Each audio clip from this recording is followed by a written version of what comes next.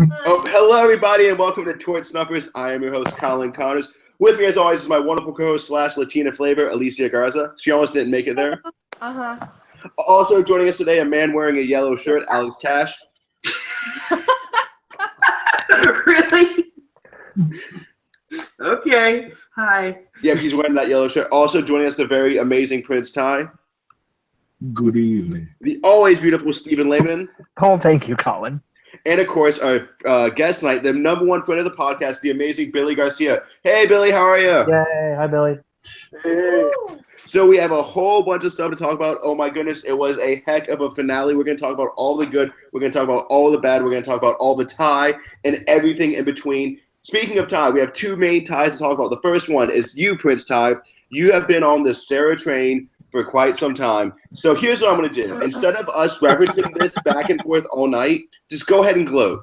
Take 20 seconds to gloat so we can just move This is past. actually the third consecutive time that I've been correct. I was correct about Michelle when nobody believed me about Michelle. I was correct about Adam when nobody believed me about Adam. I actually got to pick Adam in my winner pick because I didn't have to go pick like sixth.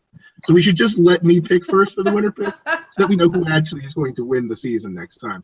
Because I said from the very jump that Sarah was playing the perfect game, and she had a little bit of a misstep last week, but it all worked out for her because, as it turns out, Brad Culpepper is still Brad Culpepper, and holy shit, huge shock to absolutely no one, because of course I was right. Look at me. Well, here's what I got to say. All right, you got your 20 seconds. For all the viewers out there, Ty is making some of these picks at merch as a bit of advantage. But, Ty, let's compare your record to my record. I got Vetus, I got Jeff Barter, and I got Jennifer from Spiral Korong. So I think we're pretty much on equal footing. Right? Hi. You're doing your best, Colin. You're doing your best. Could you please just start picking people to win that I actually want to win so they could win? Could you, give them that boost, please? You like Ozzy. You have the incorrect opinions. Exactly. See, you're getting it. I'm glad we're on the same page. Correct this to coincide with what you want. If you could pick the hot guy healer for me, I would be very I think she means that skinny guy Ryan. That's what I think. But anyways, we have a whole lot to talk about. I don't think he's a healer. Not just hot guys and not just Ty being right. Billy, I want to talk to you because something I like to do is on the finale episodes, we can't sit here and go, oh, does so-and-so make the right move? Because we know what happens. It's silly. It's weird to armchair quarterback a game that's already over. It would be weird to armchair quarterback the Patriots besides saying, actually play the game against the Falcons for the first half. But, Billy, what do you make of this season overall? Where do you think it ranks? And just kind of your overall opinions of everything.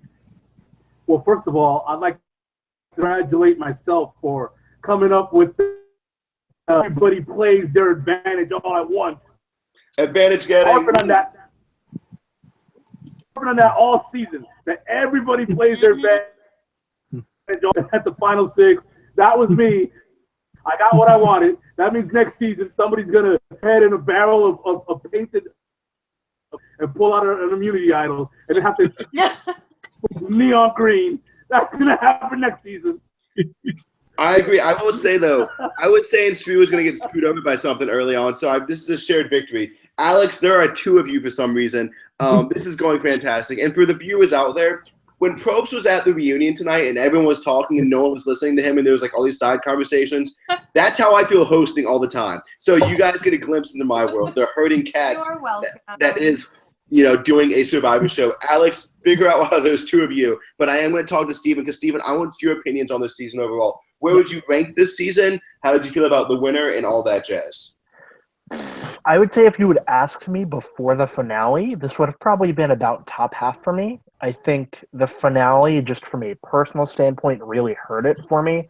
I don't like Final Six finales. I never have. It felt too rushed, and I feel like there were just a lot of drop storylines. So it's probably a little bit below the halfway point for me. It's not bad enough to be in, bottom 10, but it's also not, magnificent enough to me to where I'm putting it in, the top 10. So it's That's probably fair. mid-tier. So, Alicia, you're aching. You actually want to talk about something that's totally not guys. So I'm actually in the opposite opinion from you, Steven. I was really not feeling this season's winner, Sarah, as the winner until this finale episode. And then I was like, holy shit. Of course she deserved to win. And I was totally like on the Sarah train for like half a second. I guess I ran up and caught the caboose or something. But it really changed the season for me. I enjoyed it a whole lot more, and I even thought, oh, I bet I'd like watching this now, going back and seeing Sarah with all of her moves from the beginning, knowing that they got her where she got. So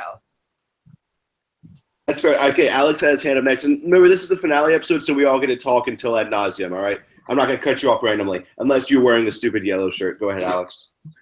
All right. Yeah, like I will say that, a Sarah win, I think she's definitely a good winner, a deserving winner. I look forward at some point in not quite the near future to going back and looking at it from a different perspective, knowing that she wins. But at the same time, like, I think this season fell victim to the same thing that has plagued other returning player seasons in the past and more recently, which is the fact that because we have players that we have expectations of and that we know about previously and that the editors know that we know about previously enough, like, I feel like we're not being told, like, actually what's happening. Like, I feel like enough care is going into the storytelling that less of what really feels real about it comes out. Like, we're not seeing everybody's sides of it for what's really going on. And so the season just feels muted to me in a way that a newbie season doesn't. Can you give a specific example of that? That's so interesting. Well, it's like, I feel like in other, I feel like if you take a look at the two most recent returning player seasons and the two most recent newbie seasons, I feel like we got more possible winners, more interesting edits from Co-Wrong and Millennials versus Gen X than we did from Cambodia and Mamanuca Islands, I guess, because I'm going with the location names. And I think that's because, like, I think that's because, like, I'm not sure if it's Alex, and maybe I can, because I kind of felt the same way, which is that because we have the preconceived notion of who the characters are, we don't need to develop into the backstory. Kind of like how, when you're watching a sequel to a movie, you probably hear a lot less about, why this person did that. It's more like, okay, we got the origin stories out of the way, like a Spider-Man 2. Now they're just going through the motions. But with Survivor, that doesn't necessarily work because each game is unique. Maybe is that something you're trying to articulate? Thank you for explaining what I was having trouble explaining. Yeah. So Spider-Man is always great for Survivor references. All right. Remember that. Ty, I know you want to comment on this, and I'm going to let everyone else comment Lisa on it. has something she wants to say. So. Fine. No, Okay. Ty first. I'm just notifying Colin. Okay, you're all being way too nice right now. It's weird. Ultimately, as far as like where I rank this season, the ending was interesting enough, and I got self-satisfaction, which is all I ever truly care about. But at the same time, I don't feel like it was a great season overall. Like, there was just, this finale was like all over the place. Like, all season we were told that Brad Culpepper became a really good guy, only to find out maybe not so much. Maybe he's still the same guy. He did learn from Monica how to get like second place, so to that end, I guess that storyline did meet its end. I don't know. There was just, I really hate this whole idea that Sari was eliminated with all of that, and it just taints everything for me. That she got no votes, was playing relatively well, and got eliminated because of shit into the season to make it a spectacle. And we're going to talk a little bit more about that because that's something I saw It coming. felt like not Survivor to me. Yeah, and we're going to talk about that. But I know we're just doing an overlooking thing, and then we're getting into the details. Billy, I definitely want to hear you. You've been quiet on this. You managed to make fun of Alex's shirt, so that's exciting. But let's move this train along. This season as a whole, and Sarah as a winner. First of all, I feel like if it wasn't for it being a final six, we would have had a really, really crappy final episode, because that final six was the make or break, or the maker of the of the whole crazy. Everybody voted. Everyone played their advantage and elimination. Without that, this final episode would have been. Well, I but felt it was necessary standpoint to have to do a final 6 to make it exciting because they knew ahead of time. Well, I guess what I would say is that I really do feel like if and you're breaking up a little bit, is that if it was a Final 5, they probably would have edited Ty and Aubrey a little bit better, at least to make it look like that a shot. Something like that to maybe balance it out. But I do agree that the 5 to 3 was pretty boring. But come on, we talked about it being fun size, and it still felt a little rushed, in my opinion. I don't know about rushed, but it felt like it was by the numbers. Like Hyde, everybody knew was going when he was going, and Aubrey, everybody was going. It felt by the numbers. So that final 6 was necessary. Now, having said all of that, I mentioned the new format of freeform, where everybody can whatever, and it's probably going to be a lopsided win. Looked ahead, and they just need to spruce things up to make final tribal council. Is somebody cutting out for anyone else or just me? Yeah. And I was going to say, Billy, I made a little note. You are breaking up really bad. If we could work on getting that fixed. But we are going to talk about the jury, and I definitely want to hear your thoughts on it. But while we work on your technical stuff, I believe Alex wanted to make a comment about what you said. But we'll see if we can't figure it out, okay?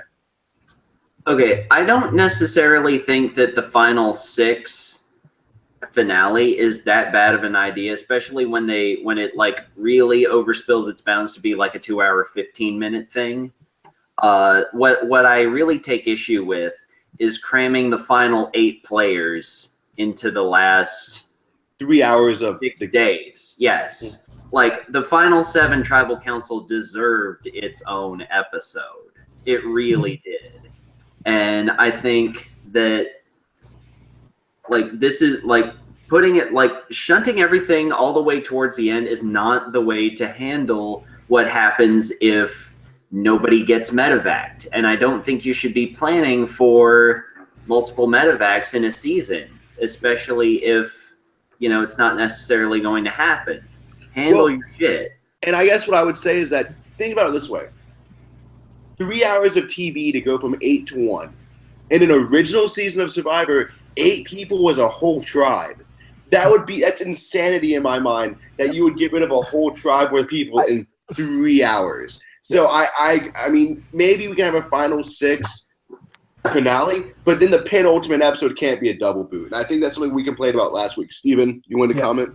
Yeah, I would just say real quick, I commented this on the, earlier this season. I was always like, 13th place used to be like 4th boot. So like Sarah Jones, 13th place. I'm trying to think of other people, but like with the inflation of the merge and the inflation of everything and how like everything is sort of expanded, it's sort of like it's wild to me that you have, like you said, getting rid of an entire tribe of people in the span of 3 hours. It's too much. Yeah. Spencer Dunham, 13th place from Alex. I like that, Alex. All right. So I think we all are in agreement that, and I think, Billy, you would even agree that if it's going to be a final 6 finale, we got to at least have, the penultimate episode can't be a double boot. Because it's just not, Yeah, if you're going to do a double boot, I would say it should go either during when they're still divided up by tribes, the first couple of boots of the merge, if they're like very obvious boots. If they're like at the merge and then you got one tribe with like 8 members and then the other tribe with 4 members and it's pretty damn obvious which way we're gonna go, then all right, that would be a good episode to do a double boot. Yeah. But, kind of like how they did with Redemption Island, and I think they did it in South Pacific too, when they were just like, all right, we know, let's just go. Yeah, they sort of accelerated the pagonging, which I was appreciative of. Yeah. So with all of that being said, though, we kind of view the season, I think, as kind of middle of a road, but we have to acknowledge the huge kind of elephant in the room, the thing that was pissing off Ty, which is the Advantage Armageddon. Ty, Advantage-geddon. You're a witness. I was saying it would be a player like Suri that would get screwed by Liz, right? And Steven pointed out before I believe we even started airing how much this mini advantages actually hurt social players. And I want to hear your kind of take on that. And I want to talk to Steven because he's the one that had the original idea. Having this much crap that can, be played. I've been against too much to begin with, just because I love the actual strategy game of Survivor so much that if you throw too much crap, like what could Suri, arguably the best player, probably not even arguably, the best player to have not won the game, done to save herself there? Other than all of a sudden become an amazing athlete and beat Brad Culpepper in a challenge. Go back in time and find an idol. Yeah. Right. I mean, but where would it have been? Because they put the idols in exact same places sometimes, and then other times, so that Ty could find two idols, switching camps right away. Like I don't know what she could have done to stop that, and that, as far as I'm concerned, is kind of bullshit. The fact that she went home with no votes because Ty happened to luck into two idols being in the same place and gave one to Aubrey and didn't give one to Sari. And because Sierra happened to be stupid and believe Officer Sarah a couple of episodes back. Well, you said something. You said something. It doesn't need to be. Yeah, you said something, Ty, that I think is really important. And what you said was that it doesn't feel like Survivor. And I agree with you. It doesn't, because Survivor is a game of social politics, and she couldn't have social politics her way out of that. Correct. Yeah. Yeah. There's been a few times. There's been a few times in Survivor history where there was a royal screw job. In my season, the royal screw job was Jenny Guzenbach, who has the message in a bottle. Mm-hmm. She pops open the she gets this message in a bottle. She has to pop it open, and it says, they have to immediately, after they just voted someone out, they have to immediately vote somebody else out without any socializing. Yeah. Without any talking. So she gets screwed. Yeah. And so and then there's also Michelle Yee the very next season. Now we can all remember she got rolling screwed. So yeah, it's like definitely got. Yeah, I agree. So it's definitely something that's in Survivor that is sort of it's a built-in way in the game for somebody to get gained, but I think we're not supposed to like it. Yeah. I think this is Survivor's intentionally giving us to be pissed off at. Like, I would say this. Jeff Probst seemed to have a boner over it. So to that end, I don't agree. They're trying to market it as if this is good, which is part of the reason that I'm so furious about it. We could see it again. But Billy, what I would say is the big difference, though, I think between the Michelle and even the Jen situation is that in those two situations, if Michelle happened to have built really good bonds, social bonds with Dreams and the Horsemen, maybe that could have saved her. And the same thing could be said if Jen had built better bonds, maybe Pinner would have left. Granted, it's still a BS twist, but there's still the idea of social politics could have saved her. Where with Cherie, she had nowhere to, No, in the previous round, if she would have never pulled the move she did, it is very likely Sarah would have never played that advantage, or that Cherie would have held on to it, and that wouldn't have factored in. Yeah. So yeah, no, there was something that could have been done just in the previous round. Yeah. But no, what I'm getting at is I think Survivor's trying to create controversy so that we have something to talk about, something to stew over. Well, and I think that's actually kind of agreeing with what Ty said, is that Ty said that because Probst seemed to like it because of the drama, we might be seeing more of this in the future, which hopefully we'll see. And Alicia, we'll get to you in a bit. I want to give Ty another little word on it. What? Oh, well, I don't know. At the end of the day, Debbie is literally my homegirl because she's from my hometown, and I feel very Debbie about this whole situation. It broke my heart. I'm like whipping my neck back and forth. Like I'm. It is extremely heartbreaking. Alicia, go ahead. Betrayal. Okay, so you're talking about how like Jeff Probst had a boner for this whole moment. You seem to. And while he was very, excited, think about how production had all the time in the world to like realize that this was probably going to happen. And so Jeff was already preparing, what feel good, like pumping Cherie up moment he was going to have, and all of the different ways that this was like a crazy moment. So he already had like this super prepared speech, and I'm sure he was just excited that he was getting to give it and like, make that moment a lot of Survivor first game-changing things, and honor, someone like Cherie, who is so beloved and so worthy of that extra time and attention. All right, so Steven, real quick, you want to make a comment on this? Well, first I want to say, Alicia, that means you have to go watch Cerise first season. But to follow that up, the reason why I was so aggravated at the Cerise ouster, on top of it just being Cerise, is that I feel like with Advantage Geddon, it's something that hurts strictly social players, right? So if you're someone who is sort of sneaky enough to go get an idol, good on you. If you're someone who can beast at challenges, great for you. Someone like Cerise was essentially being punished for only traversing through the game on her social merit. Something that, before Guatemala was the only way you could keep yourself safe besides individual immunity. So that's why I'm very sour on Advantage Geddon.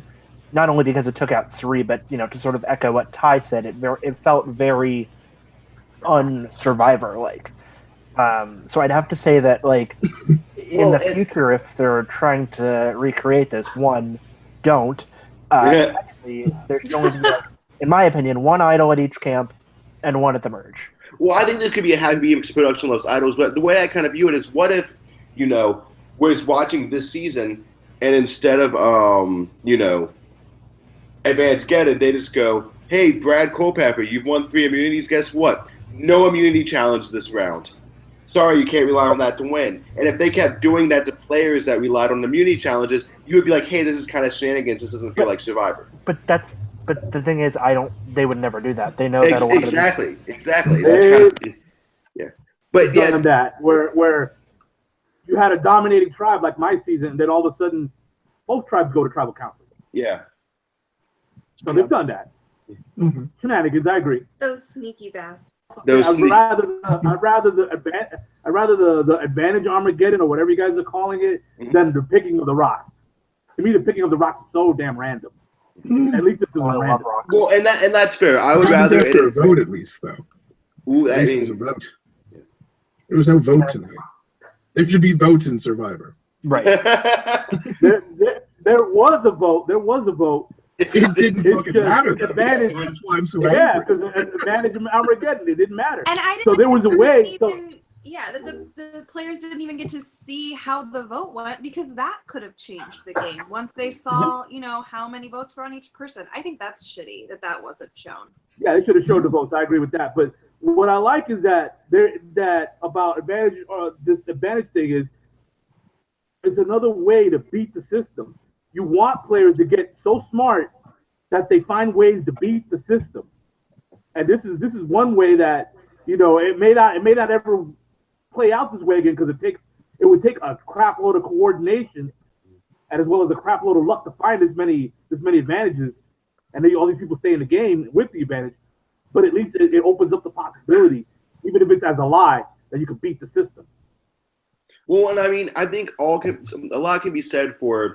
In Survivor, we want the players to have some wiggle room in some ways to get out. And, we want people to be able to overcome obstacles. It's kind of just a matter of finding that happy medium. And I think, Billy, I think you kind of are in the minority in that I don't know if you like this twist, but I think you're a lot more accepting of it than we are. And maybe that's because you played the game and you've been voted out and you understand that. Where we as super fans were just like, nah, screw Advantage Armageddon. That's never, ever happened.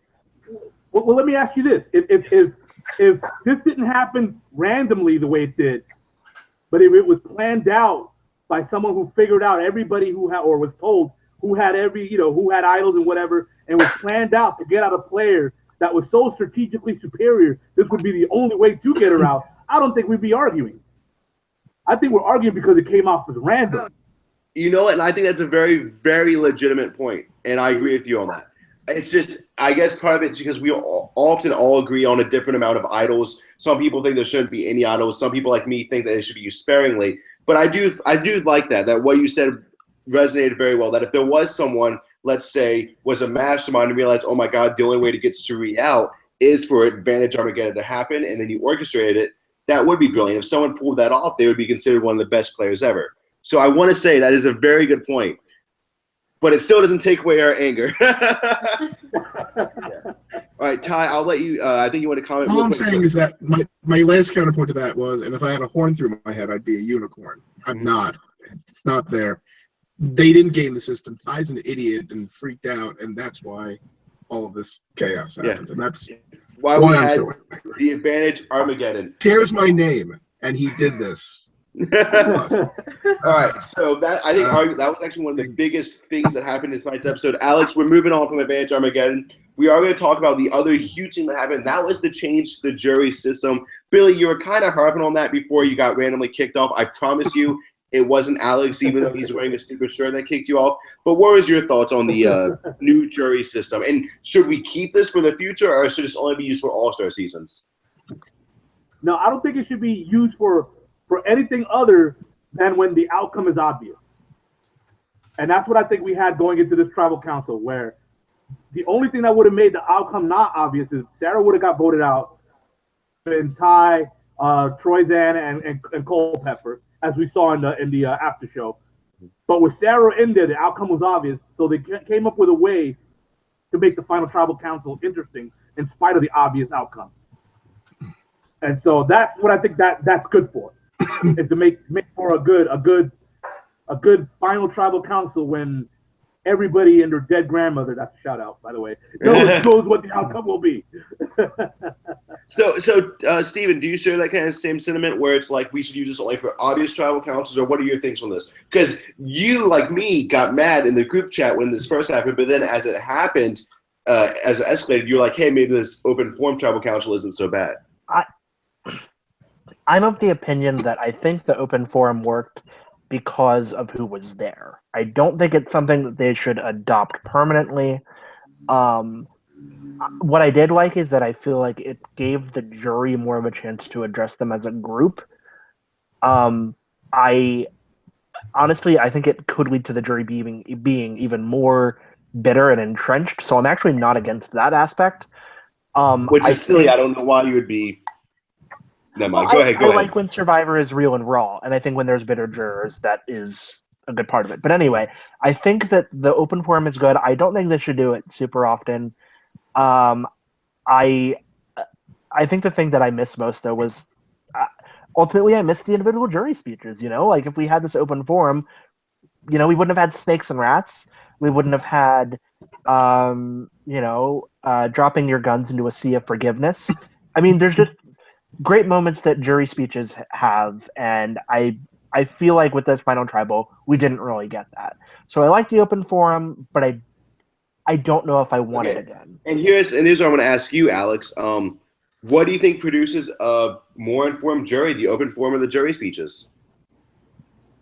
What was the question? What do you think makes a more informed jury? An open forum or jury speeches and like the one-on-one questions? What do you think gives the jury the most information?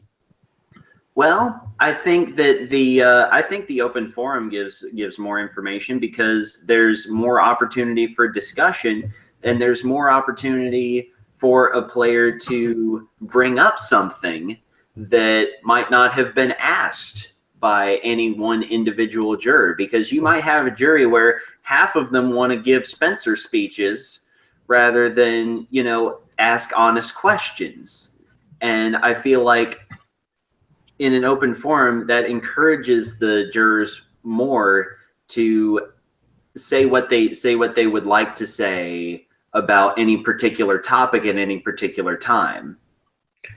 And so would you say it's actually better overall both for the people that are in the final tribal council because they get more chance to articulate their case, and for the people in the jury because they get to ask a different set of questions and hear different point of views? Acknowledging that we're working from a sample size of 1, tentatively, yes. Tentatively, yes. I like that answer. Alicia, I want to hear your thoughts because the more I talk about it, the more I'm like, oh my God, maybe I like the forum better.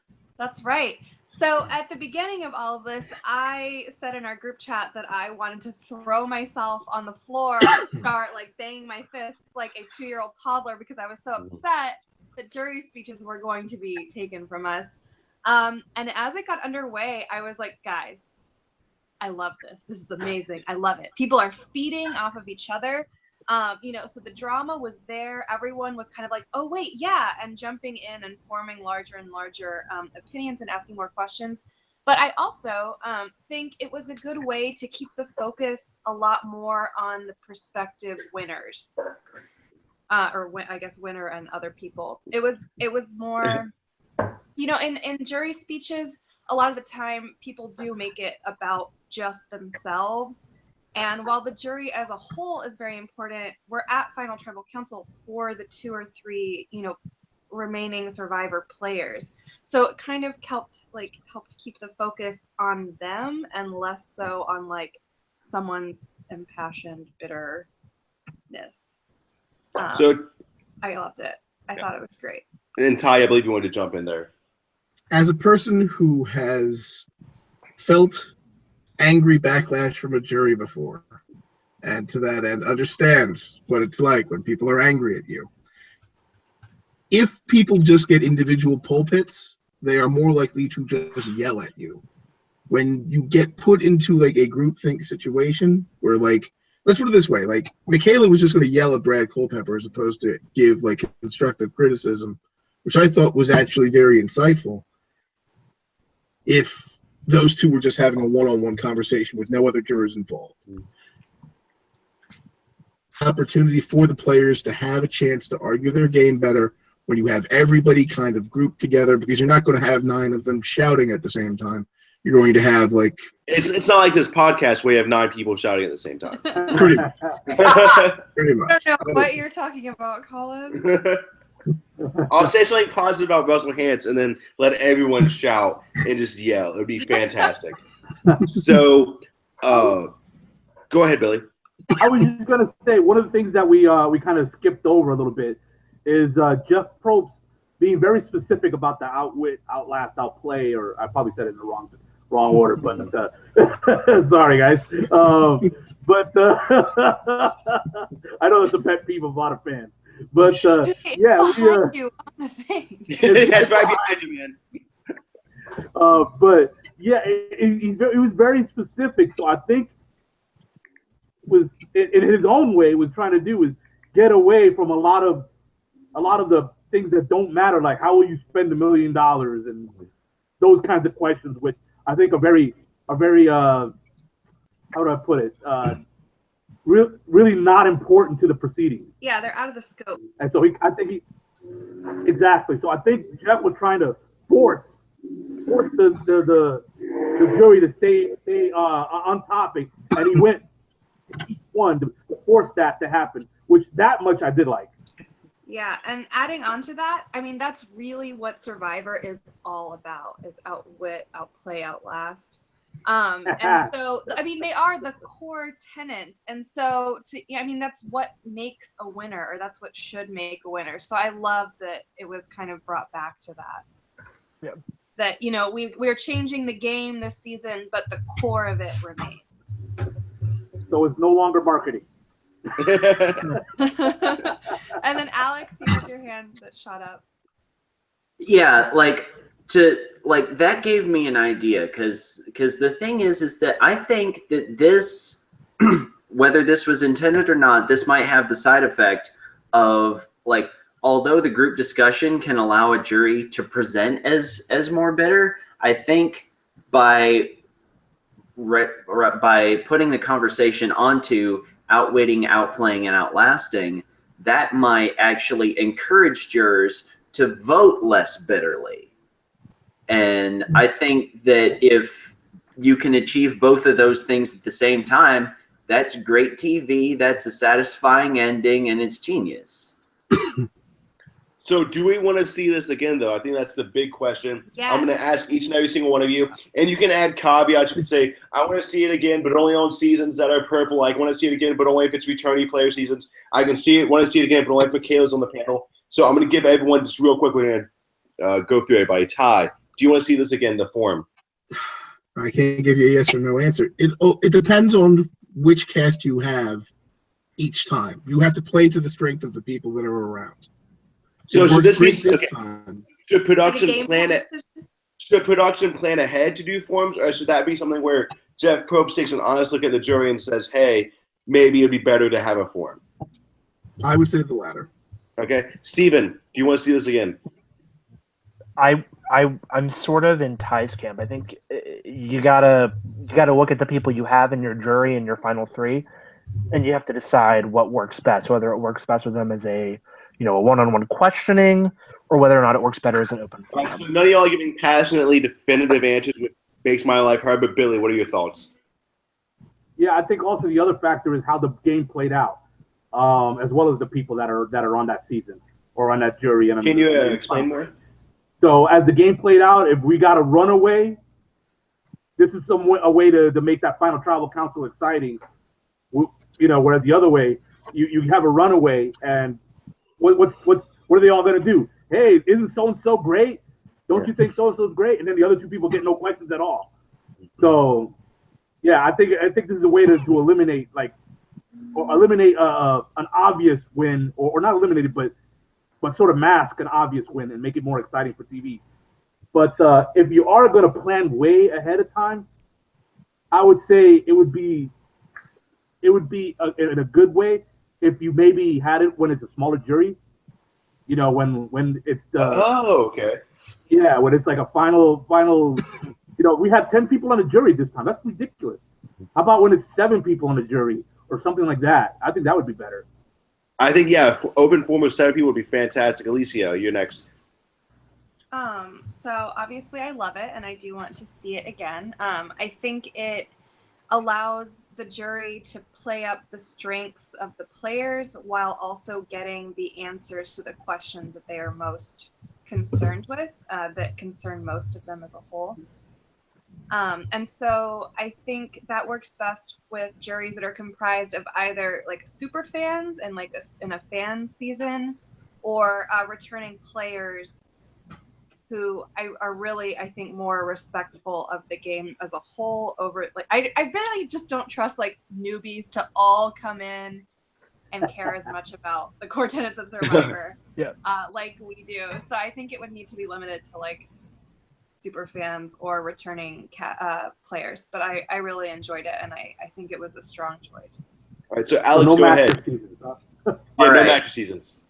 All right. What I would say is like, instead of determining it on a case-by-case basis, I think they should do it for a couple seasons, or like do it for a few seasons, just like stick with the new format for a little bit, and if it sucks, go back to it and just discard it like Exile Island, like it's a twist that had its day and now it's over. And that's kind of what I see. Real quick, so Steven pointed out something that we were going to talk about a little bit, but I want to make sure I don't forget. We got some actually big information during the reunion, big information as superfans. Probst finally spilled the beans on what happens if there's a tie at the final 3. And this is something we have all speculated on. The most common answer has been that if there was going to be a tie, the person who got the least amount of votes would be the tie-breaking vote. So that was confirmed tonight. Steven, I want talk about that. Talk about how happy we are, though, that fan fiction has come true. Probst confirmed it. Which, why the hell didn't he do it when we asked him about it in Survivor Micronesia? Well, so first of all, I just want to say this makes me so happy as a fan, because it means Final Threes are effectively pointless.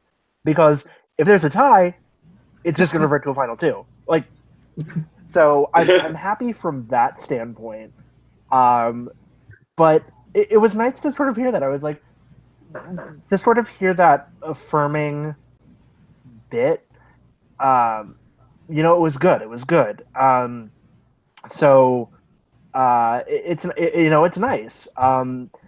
Of course, it begs the question in older seasons, if we had a 3-way tie, what would happen? Like if, heaven forbid, there was a 3-3-3 tie in Cook Islands, but it was nice to get that insight. But yeah, no, it makes me even more mad that we don't have a Final 2. All right, so you're using it in not necessarily a positive way, but I get where you're coming from. Ty, I leave you want to comment on this. It adds an interesting wrinkle in that it's more important now for, if you're in a Final 3 season, you to end up having good social bonds with who you end up at the end with. Because I could see, like, what if Russell Hantz had been in a tie? I'm sure the third person was not going to vote for him. Like, it adds a certain level where it's just immunity your way to the end get into a tie vote situation and be with two people that don't like you, because then the other person is just going to pick the person that they like. It adds a little wrinkle, which I find interesting. And then I believe, Billy, did you want to I want to hear your thoughts on this. I mean, this is something that's been going around Survivor fandom for quite some time. What'd you take on it? I think my season was the first season where fans were saying, what if it would have been a tie? Yeah. Like, what if one vote would have went to Becky and then it was a 4-4 tie? Yule and not.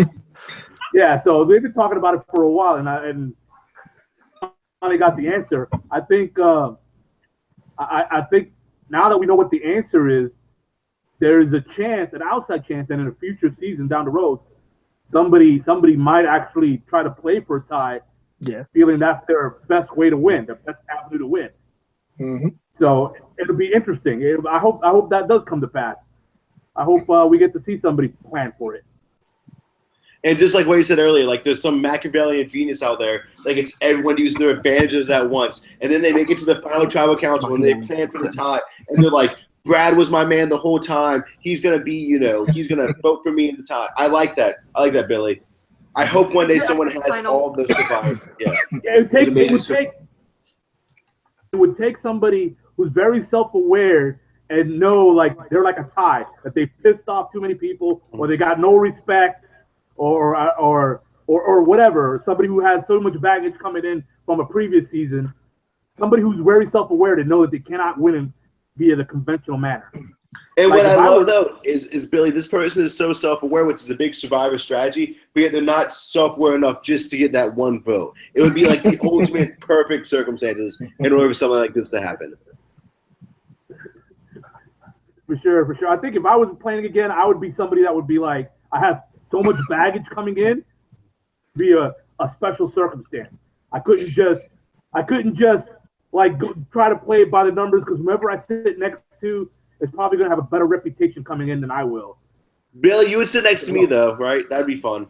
If I sit next to you, then I totally win all the votes. Exactly. I'll be like Earl Cole. As long as we get rid of Alicia, though, that's the trick, because Yeah, good luck. So I want to take a moment and I want to kind of talk about Brad Culpepper, because Alex, throughout this season, he was given a very positive edit, and I still think he's somewhat redeemed from his Blood versus Water season, because he did play a better game this time around. I mean, he got 3 votes at the end. That means something. It doesn't mean you win, but it means you did some stuff right. However, it was weird that the editing did a 180 on him on the finale, being like, oh shit, we got to justify why Brad Culpepper lost. Let's show him doing all this bad stuff. So, Alex, do you think Brad acted this way the whole time? Or do you think he was just, like he said in the reunion, he just needed a Snickers bar and got a little too close to the sun? Well, I think first of all, it wasn't that sudden. Like, if you look at the Edgic, I was going off of the Inside Survivor Edgic. Brad got a OTTN last week because of the way he acted after he won his second immunity challenge. Toss stand, and the way he, said Michaela is a diva and all that after the go fishing thing. So I think there was a little bit of setup, but nothing to really prepare us for tonight. And so I think it fits the pattern where I do think there were aspects of this before, not enough to have really cost him the win had he voted out Sarah at Final Four. Yeah. But it's in keeping with previous seasons where, for example, Spencer was apparently not really a contender to win, but we only saw him really fuck up in the finale when he acted the way he did. Mm-hmm. And I think that's important to point out, which is that ending kind of thing that we're seeing from him. And I just want to say, it's important to point out that Brad could have won this season had he picked Ty. And something, Billy, I believe you talked about, was that sometimes the story is why this person lost. And I think tonight we got a little bit of both of why Sarah won and why Brad lost. And maybe they showed all the bad Brad stuff just to make it a little bit easier on us viewers. Yeah, I totally agree with that. I think a lot of tonight's story was as much as why Brad lost as it was why Sarah won. And just to sort of play devil's advocate for Brad, he did seem to try to say in the final tribal council that rattling Ty's cage was part of his plan, part of his strategy, and then he quickly backed off when he saw the people's frowns. You know, all the frowns back at him. And they were like, "Oh, you mean you were being condescending on purpose?" He was like, you know. And I think if he would have said yes, that might have actually had a better. It might have, or if he would have just reworded it and said, "Rattling people's cages is part of the game." Yeah. For me now than somebody else earlier. So you know, on his defense, he was trying to, you know, go Ty into doing either his bidding or making a mistake to end his own game. But he just didn't articulate it. For a defense lawyer, I have to believe that his inability to articulate does have to do with his mind not being in the right place and not being able to formulate, you know, how to articulate what he was saying. We're trying to get at. And I mean, that's something that's kind of like you hear about Brad in his personal life, which is one of the reasons why I kind of defended him after Blood vs. Water. Was a lot of people were like, Brad's a good guy, Brad's a good lawyer, he's not this kind of douche. And I think like we were saying, day 36 comes around and he was hungry. Granted, being mean is never really acceptable, but when you haven't eaten food for a while and Ty's flipping on you, you kind of get it because Ty's always doing stuff like that. Alicia, you want to make a comment on that? Yeah, so you guys are kind of saying that it happened pretty, you know, towards the end and recent, and so we kind of were all hit with it.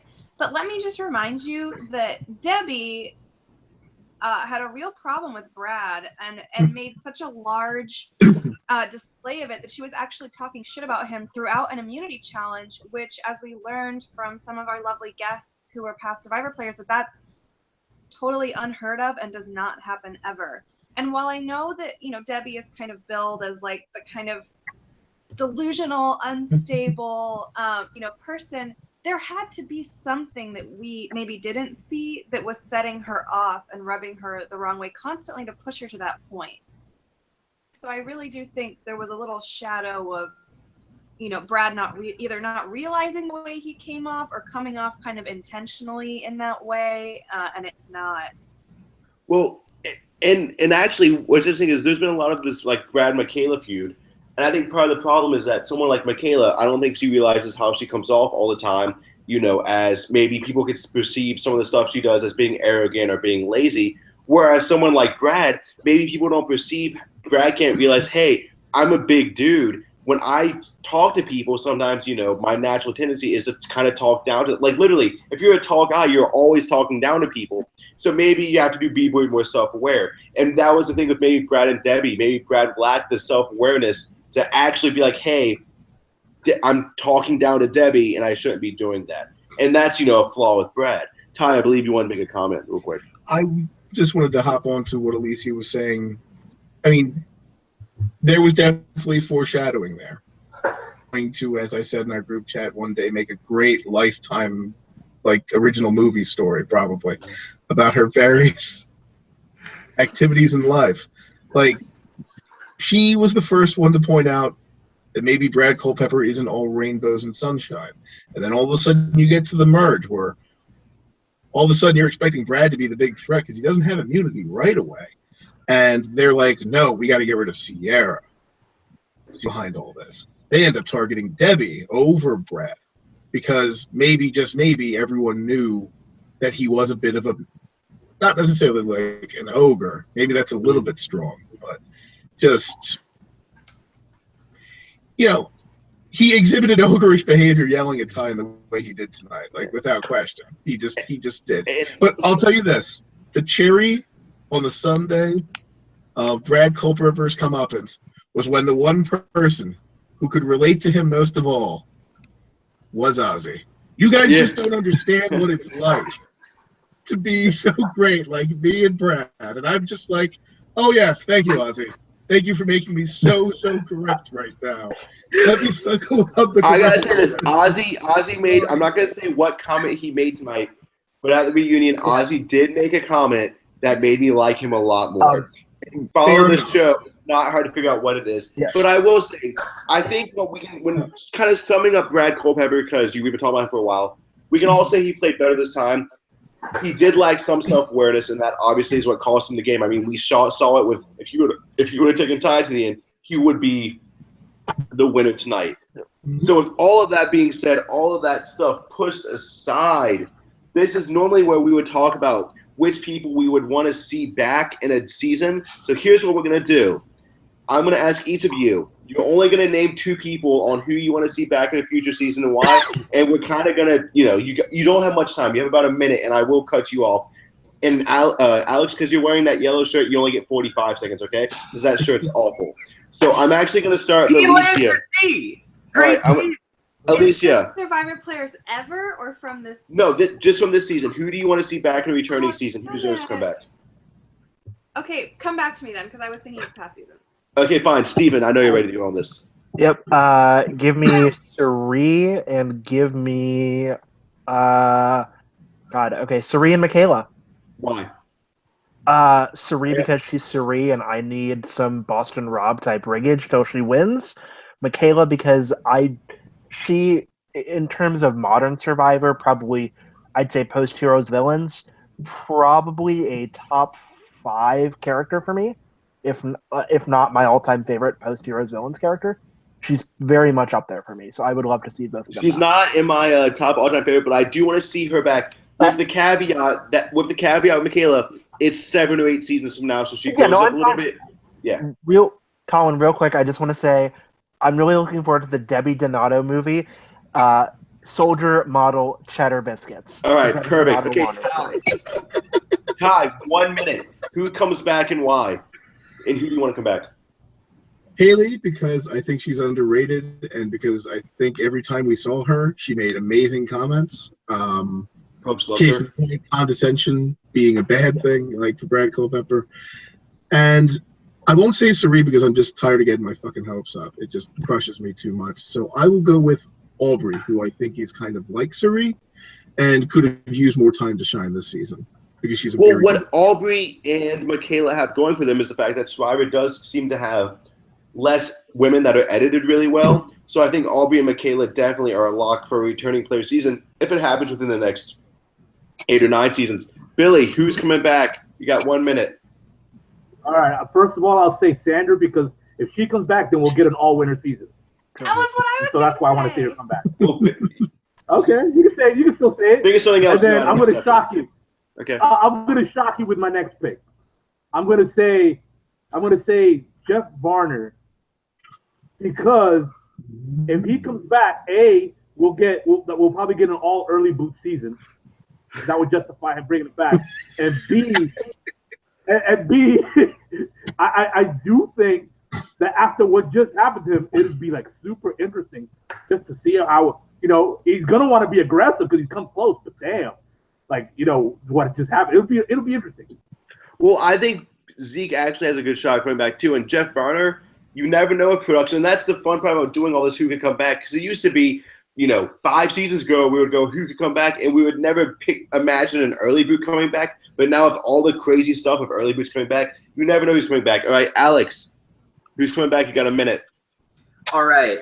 I independently arrived at this conclusion, but I'm going to go with the same people Ty mentioned, Aubrey and Michaela, because I think that they both. I said Haley. What?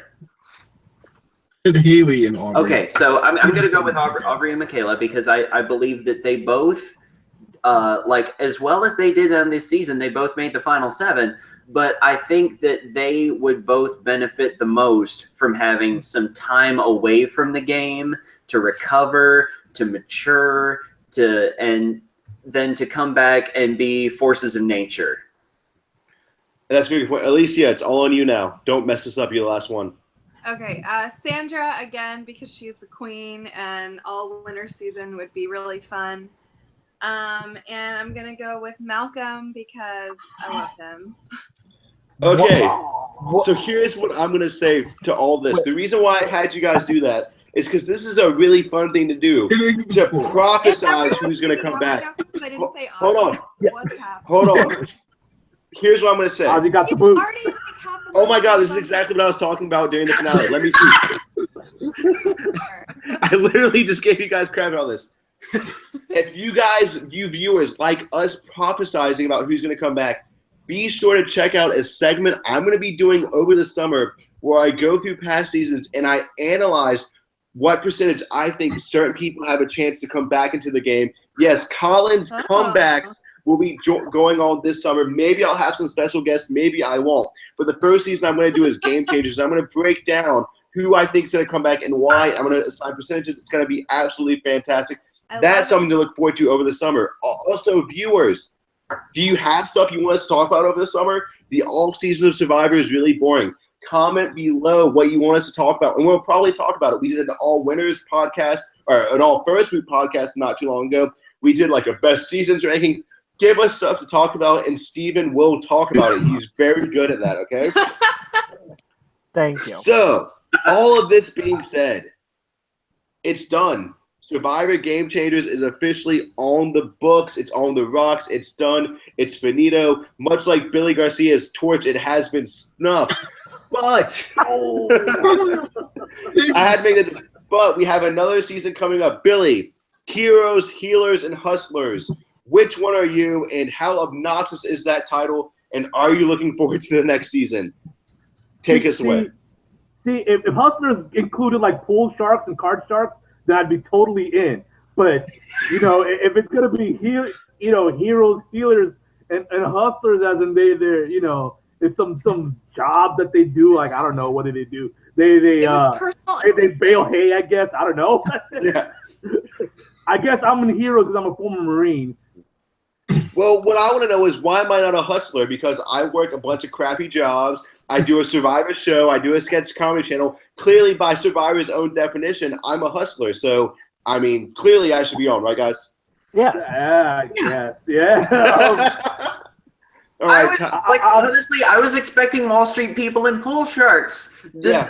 Who are you to deny me this, Probst? And it's Did like they already kind of do that though with like the white collar people? They were like, "I'm CEO businessman. I call it shots." Well, that's the thing is this is a rehash of that, but it's done kind of weird. But it was funny though because it was like, "I'm a hero. I saves life. I'm a healer. I do surgery. I'm a hustler. I'm a bellhop," and you're like, wait, what? Oh, he was a bellhop. Yeah, one of the guys was a bellhop. I was like semi-unibrow. I was initially disappointed. I was initially disappointed at the title, and then I was like, "Oh wait, this might segue into Victims versus Roadkill. I'm in the next season." Whoa! It's Survivor Triple H. All right, Ty, I believe you want to make a comment. Two things. Number one, the best poker player we ever had on the show was Jean Robert. So to that end, we really want to go to that well again. Yes. Second level, Ben's not here, but as an homage to him, no matter what the title of the game is, I feel like it's all about the game and how you play it. God bless Triple H. Billy's also a survivor. And Alex wanted to say that poker players do Big Brother, do better at Big Brother than Survivor, but Alex is not Big Brother. This is Survivor. Hey, Don, get out of here. That's what happened in one episode of Survivor. I know. I just had to say. All right. So before I wrap things up for this season, before I end this call and end this season, does anyone have any final comments or soapboxes you want to stand on? All right, Ty, go ahead. This is your soapbox. Keep it short, but because we're wrapping things up. I want you to get on my soapbox and tell me that I was right. I want you to say it. Okay. I want you to say it. Ty, do you know what I'm saying is this? I'll say this to you, Ty. You were right. You managed to pick Sarah. However, I figured Sarah was going to win around the same time you did, but I had to be unbiased. I thought Sarah or Brad was going to win. So you were right, and you're allowed to talk about it. I'm not allowed to talk about it. Hey, Colin, you're pulling an Aussie because you're making Ty's credit all about you. And I will continue. Here's the thing, though. If you know anything about this show, you know I'm always going to do that. But Ty, for seriousness, you were right, and you were right about Michelle, and that's who I'm more impressed about. So keep up the good work. Adam as well. Yeah. And yes, and so is Artist, which we need to have him back on again. So I will say this, Ty, you have very good instincts, and I much appreciate it. Unlike Steven, who has horrible instincts. And I'll just say, Ozzy had a nice haircut today. Anybody notice? He did. Yeah. All right, Alicia, did you have a soapbox you want to stand on? Okay, so my soapbox is so obviously in the episode where she was voted out, and then again at the finale tonight, we had a big Sari get off the couch moment. So Billy, I just wanted to ask you, when you auditioned to be on Survivor many years ago, what was the story behind it? Like, why did you do it, and like, what were you looking to get out of Survivor when you applied to get? I'm glad you asked. I'll make this a quick story. So my sister heard of an audition, an open casting call on the radio, and I encouraged her to do it because she was a huge fan. The day came and she chickened out. So I did the brotherly thing and I wrote her on it. Like I just wrote her like a horse, and then she spun it. And said, "Well, yeah, well, why don't you go?" And I was like, "All right, I will." So I showed up. It just barely made it because they cut the line at 5,000 because it was too much for them to handle. And I did my audition. I was able to tell my whole life in one run-on sentence, which is what they basically you do in a confessional. I told them I'm Billy Garcia, Dominican New Yorker, a heavy metal guitar playing, pro wrestling former Marine. Boom. They told me it's my spot to lose from then on because I was able to cut a confessional. So yeah, that's how you get on Survivor. Everybody says, "Oh, be yourself. Oh, you have to have a good backstory." Cut a confessional. Because if you can't cut a confessional, what the hell can they do with you? Nothing. So yeah, that's how you get on, and that's how I got on. Open casting calls do work. Amazing. Amazing story. I love it. You were trying to stick it to Lauren, who is like your #1 fan. Billy's sweet sister Lauren Garcia has the hashtag Billy Garcia on every single Facebook post, Survivor or not. He is committed to the cause like we are, because we want to see Billy back on. I love it. That's so awesome. Did you like come back afterward and we were like, thank you? You know what? I felt bad that I didn't get to the family visit. Because I would have got her on that way with the family visit. Okay. So now that's a big thing that I want to do. I want to make it to the family visit, get her on, and then I'm going to just sidestep her as she comes and let her tackle Jeff Probst. Oh my God, Jeff! Oh my God! Jeff! I'll just sidestep. I'll say that was for you, Lauren. You made it. So with all of that being said, thank you, Billy, for those wonderful words. And please apply to Survivor. Just don't take my spot. I want to thank Alex. I want to thank Steven. I want to thank Ty. I want to thank my wonderful co-host, Alicia Garcia, for putting up with all my shenanigans. And I want to thank you, Billy Garcia, for joining us so much this season. But most importantly, I want to thank you, viewers, for tuning in and making this the most successful season we have ever had on Torch Survivors. I will see all of you this summer, and I will see all of you guys next season. Thank you guys so much. Goodbye. Woo! Bye.